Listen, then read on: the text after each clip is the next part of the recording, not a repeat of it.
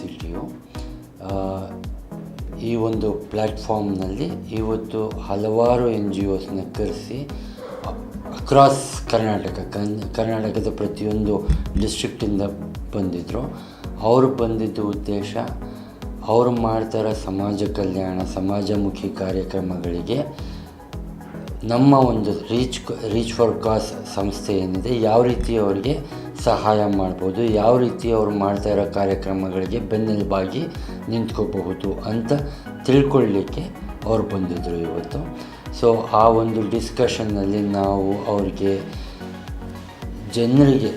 ಜನಸಾಮಾನ್ಯರಿಗೆ ನೀವು ಮಾಡ್ತಾ ಇರೋ ಒಳ್ಳೆ ಕೆಲಸ ಹೇಗೆ ಕಾಣಬೇಕು ಮತ್ತು ಅವ್ರಿಗೆ ಕಾಣೋ ಹಾಗೆ ಇವತ್ತು ಟೆಕ್ನಾಲಜಿ ಇರೋದು ನಿಮ್ಮ ಸಹಾಯಕ್ಕೋಸ್ಕರ.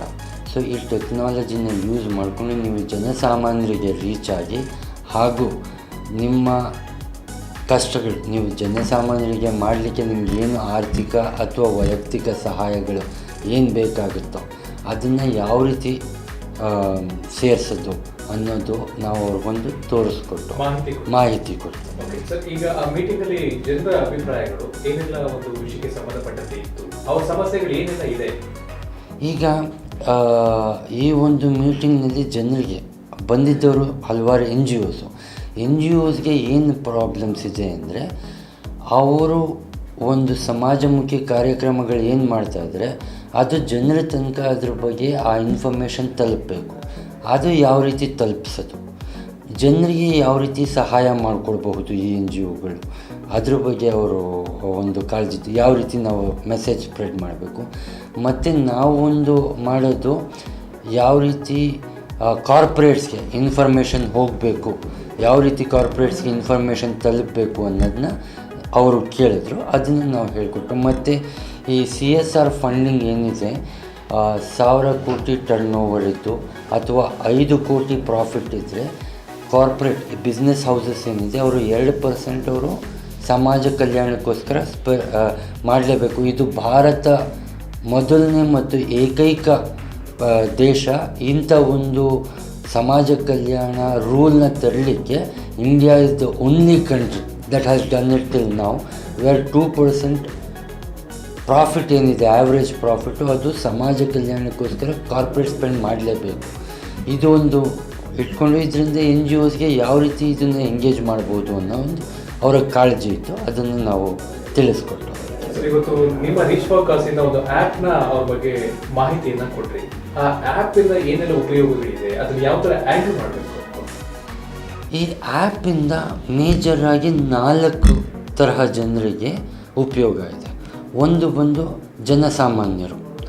ಜನಸಾಮಾನ್ಯ ಅಂದಾಗ ಅವ್ರಿಗೆ ಕಷ್ಟದಲ್ಲಿರೋ ಜನ ಇರ್ಬೋದು ಅಥವಾ ಚೆನ್ನಾಗಿರೋರು ಇರಬಹುದು. ಅದು ಬಿಟ್ಟು NGOಸು, ಕಾರ್ಪೊರೇಟ್ಸು ಮತ್ತು ಸೆಲ್ಲರ್ಸು, ಈ 4 ಜನರಿಗೆ ಈ ಆ್ಯಪಿಂದ ಉಪಯೋಗ ಇದೆ.